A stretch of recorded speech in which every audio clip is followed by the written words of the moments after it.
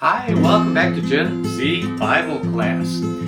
We're continuing our story of Jacob and all the things that went on in his life. And if you were with us last time, you'll know that we were talking about this whole story with Diana, or at least earlier we talked about this. And the last thing we really saw going on in Jacob's life was this whole incident where his sons decided to play a little trick on the people of the area that they were living in, and ended up killing many of them. So right now, Jacob is in a position where he's not highly respected or loved. Maybe he's feared, but he is not appreciated in this land of Shechem where they had settled. So God, and now we're in chapter 35, God is going to be telling Jacob to leave, which is probably a good idea. Seems like Jacob gets into trouble a lot, and he has to run, just like he did with his brother Esau. And the Lord tells him specifically where to go. He says, I want you to go to Bethel. And where is Bethel? Well, Jacob had been in Bethel once already, and it was actually when he was fleeing from his brother Esau. So it's kind of an interesting thing I just sort of realized here.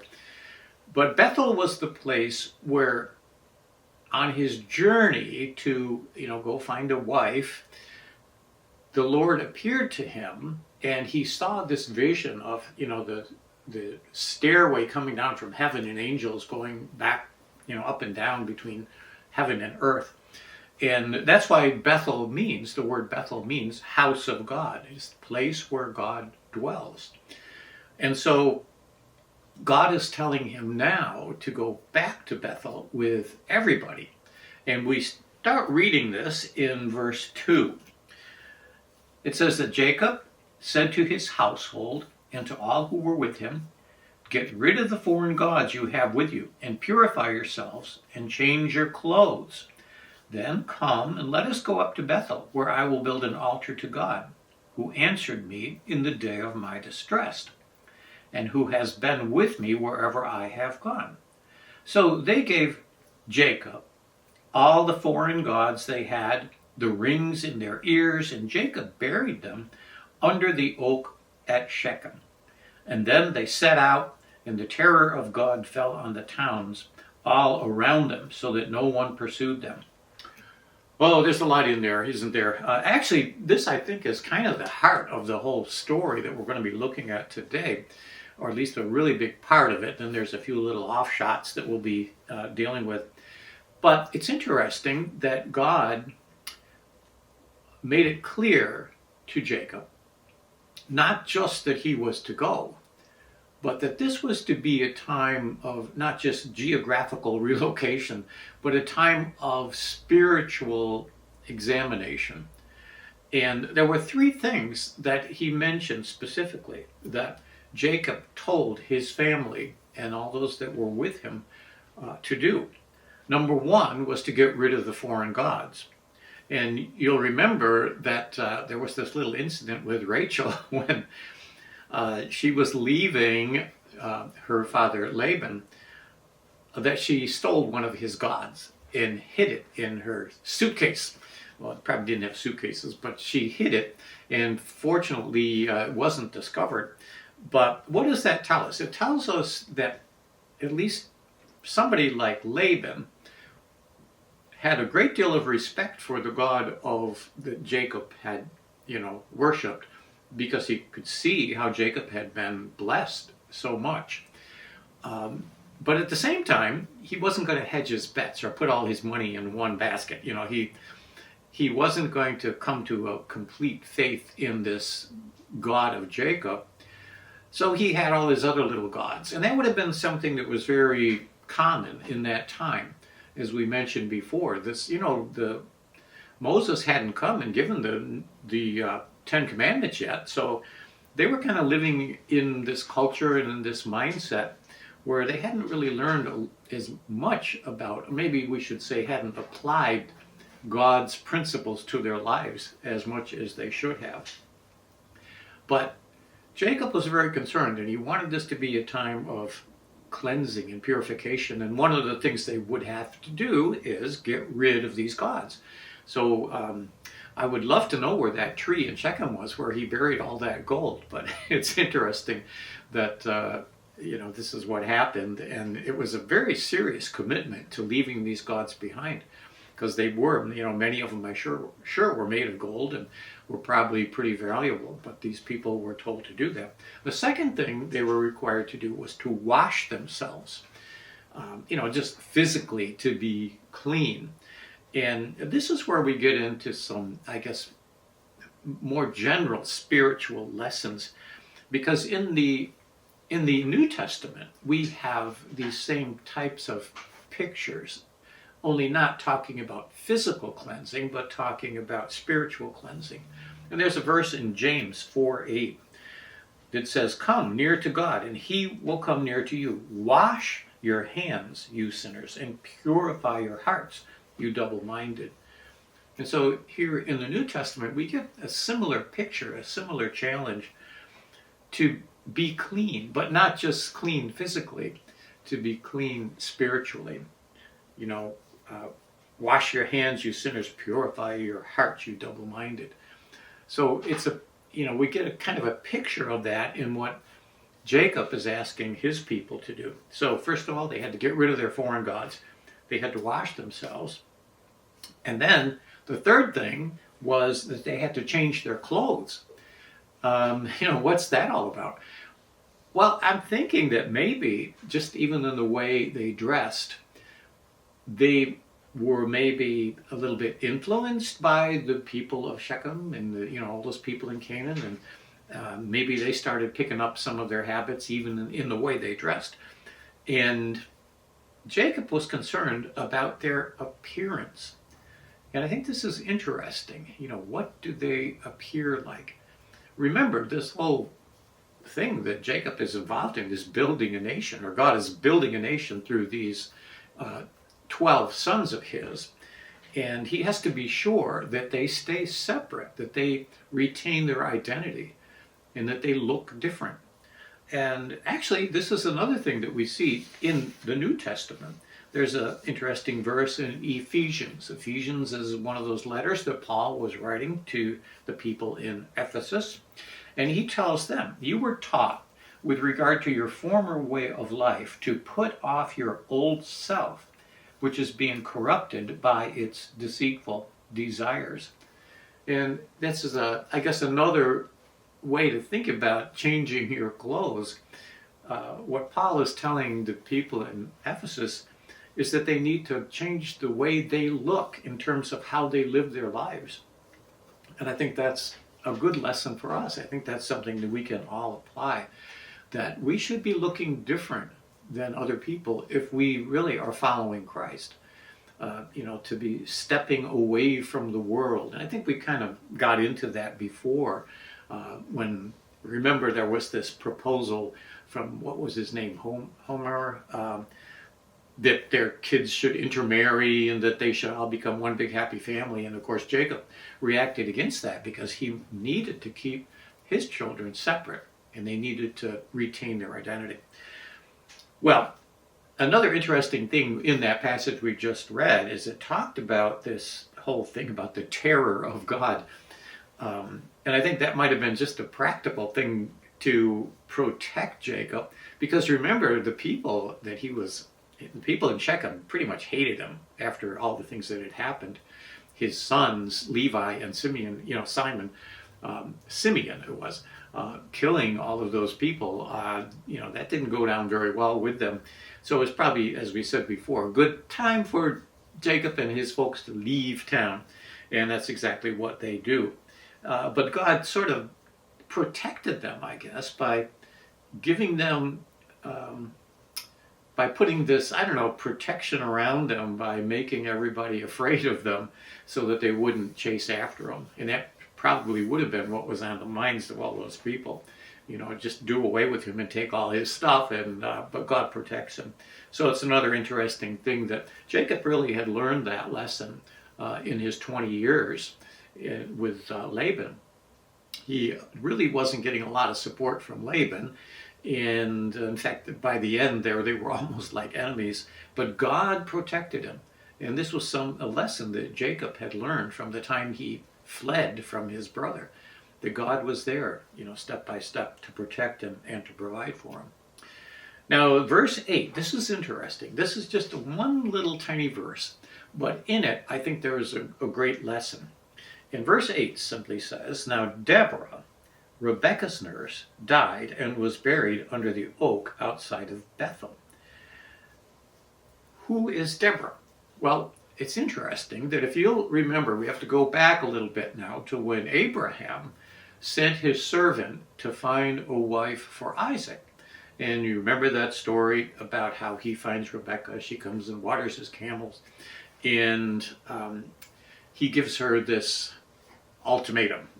You have to come with me like right now if you're going to follow through with this deal to marry Isaac. And of course she is willing to do that. And they wanted her to stay around so they could have a going away party. But Abraham's servant said, no, you're going to have to leave right now. She decides to do that, but if you'll remember, she takes her maidservant with her. And now, she didn't have a name then. She was just called her maidservant, but now we know her name. Her name was Deborah. And we think about the context, what's going on here. Deborah is highly respected now. Now we learn her name. And I think the reason she is, if you don't mention that you're going to find the special place to bury her, under this oak tree outside of Bethel. That was a very special honor. And even to mention that in the Bible, and during that time and that culture, women really didn't play such a big role. But the fact that that Deborah was mentioned by name is very significant, and that she, I guess you could say, earned this honor by the way she lived her life. And remember, she was the nurse of Rebekah, not Rachel. And she seems to have slipped into the mode of being kind of a caregiver for Rachel as well. Well, what happens next? There's a bit of a name change. If you remember how Abram his name was changed to Abraham. And let's see, Sarai, her name was changed to Sarah, and now Jacob is about to be renamed as well. And the Lord tells him, from this point on, you're not going to be known as Jacob, but you're going to be known as Israel. And Jacob, if you'll remember, that name meant grabber, which kind of defined his life. He was the one that was grabbing his brother's heel as they were being born, and he seemed to live a life where he was grabbing everything that he could take. But now his name is going to change, and he's going to be called Israel, which means that God prevails, or struggle with God. And I think it's probably an appropriate time, because he has learned so many lessons in this 20 years especially that he spends with Laban, earning the right to marry his daughters. It's also at this time that God appears to him again and just reiterates all the promises that were made to Abraham and to Isaac. And we can see this, I think if you looked at each one of them, there was more than one time that God reminded them of the course that they were set. What is the end game for their lives? And God had a very special thing to do with them. And, I guess there's a little spiritual lesson there too, because we need to keep in mind what our end game is. You can get caught up in all the particular things you're doing, maybe this year or for the next few years. But where are you heading? What is it that God wants to, the main thing that God wants to do in your life? And it's true that for every single one of us, God has a plan, and there is something he wants to accomplish. And I think every once in a while we need to stop and we need to think about what God is doing in our life, and in terms of the end game. Where are we ending up? Of course, we know, according to God's word, we're going to end up in heaven. But then I think there's a separate story, a different story in each one of our lives that God wants to write. And this is what he was reminding Jacob of at this particular time. This wasn't new to Jacob. He heard this. He'd heard it from his grandfather and his father, and God had mentioned this to him before, that I'm going to make from you a great nation. But he reminds him of this. Well, next thing that happens is in verse 16, and this is kind of a sad part of the story. They moved on from Bethel, so now they're leaving Bethel. And while they were some distance from Ephrath, Rachel began to give birth and had great difficulty. And as she was having great difficulty in childbirth, the midwife said to her, "Don't despair, for you have another son." And she breathed her last, for she was dying. She named her son Ben-Oni, but his father named him Benjamin. So this is a really sad story. And of course, remember, they're traveling.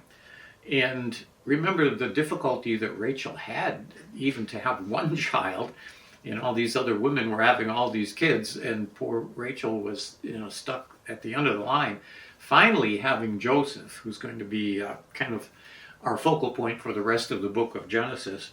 But she has this second son, but unfortunately in the process of giving birth she dies. But there's something special about the place where this all happens. And it talks about Ephrath, but that was what that's what Bethlehem used to be called, Ephrath, Jerusalem, Ephrathah. And it's significant because Bethlehem becomes a very interesting and significant place in the Bible. Well, first, before this, or just I guess you could say during her dying breath, she names her son Ben-Oni, which means son of my trouble. And when Jacob got wind of that, he stepped right in. I mean, I'm sure he was very saddened at losing his wife. But he changes his name to Benjamin, because who wants to be named son of my trouble, the rest of your life? And he changed his name to Benjamin, which means son of the right hand. That's a lot better name to have, to bring with you through the rest of your life. That's going to give you a little more confidence than son of my trouble. So now we have Benjamin, and we're going to see how he plays an important role in the things that are going to happen in the days to come. So she died, and she was buried right there in what would later come to be known as Bethlehem. And they marked her tomb. And again, here's another significant woman in the Bible. And as we said before, it wasn't that common to acknowledge the women in the Bible, but they have built a tomb for her. And the interesting thing, and there's special places in the Bible, but Bethlehem becomes a special place. And it was prophesied, actually, by the prophet Micah, where he said, "You, Bethlehem, Ephrathah, though you are small among the clans of Judah, out of you will come for me one who will be ruler over Israel, whose origins are from old, from ancient times." So this place where Rachel dies is also going to be the place where the Messiah comes, where Jesus is born. And of course, Christmas time, we talk about the little town of Bethlehem, and that's exactly where that happened. But there was one other thing that happened in Bethlehem, which was, again, not a very happy thing. But it was the night, or once Herod learned that this child was born, and he sent out his soldiers to kill every baby in that town. And in Matthew 2:18, there's a special reference to Rachel. It says, "A voice is heard in Ramah, weeping and great mourning. Rachel weeping for her children and refusing to be comforted because they are no more." So you've got these two images kind of blended together in that passage from Matthew. And it's a picture of Rachel weeping. And of course, she died weeping, and with this great sorrow, knowing that she was never going to see this baby whom she had given birth to.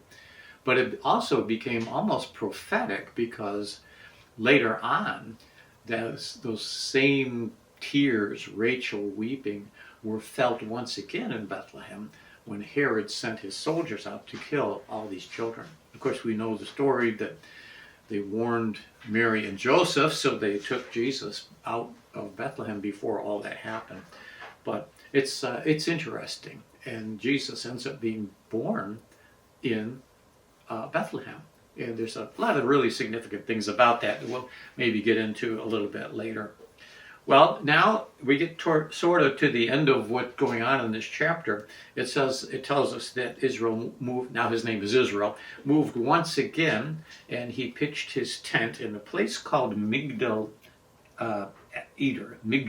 I think that's how you pronounce it.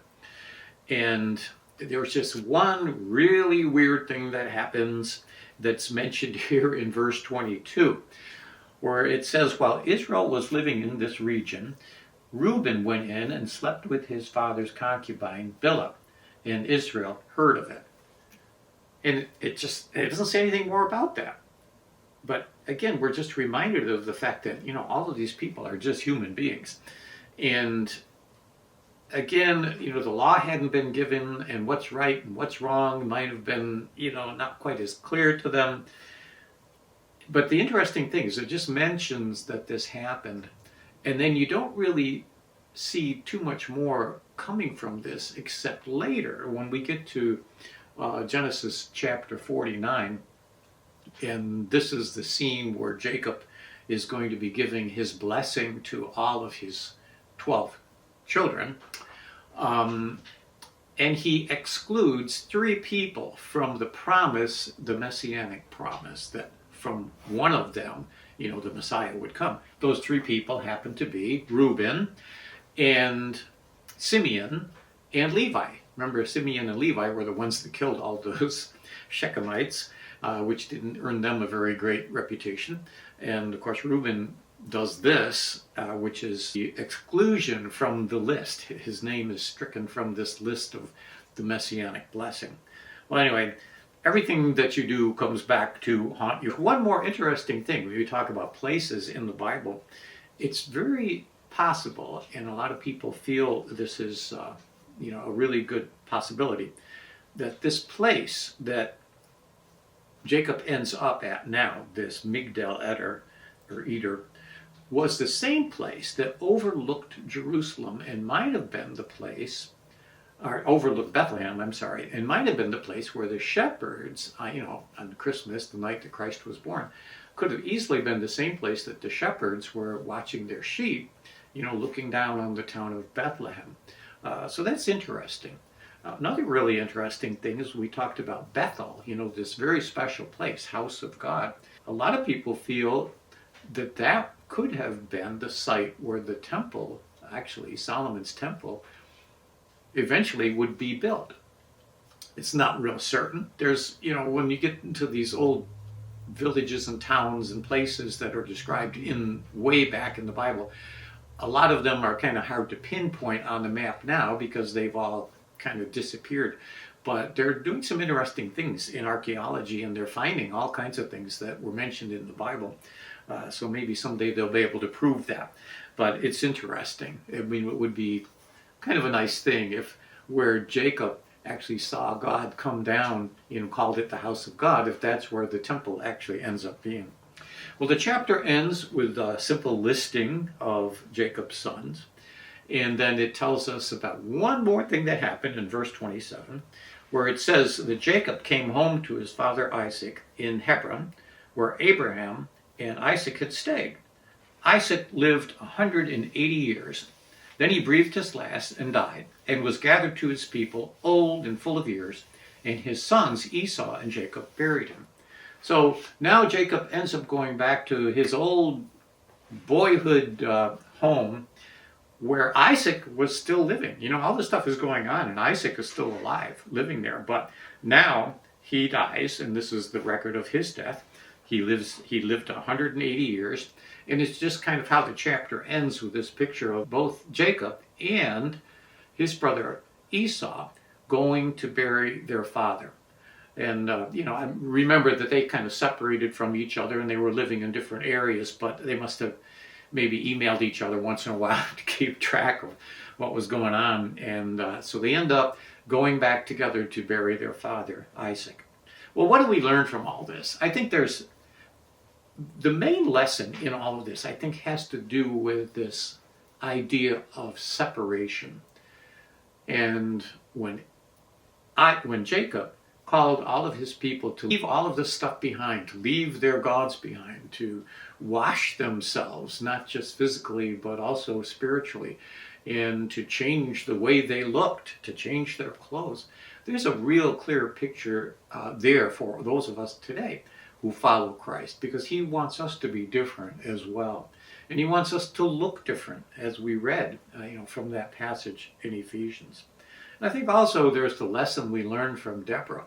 When you give your life in service and you dedicate yourself to humbly serve, you make such an impact on people.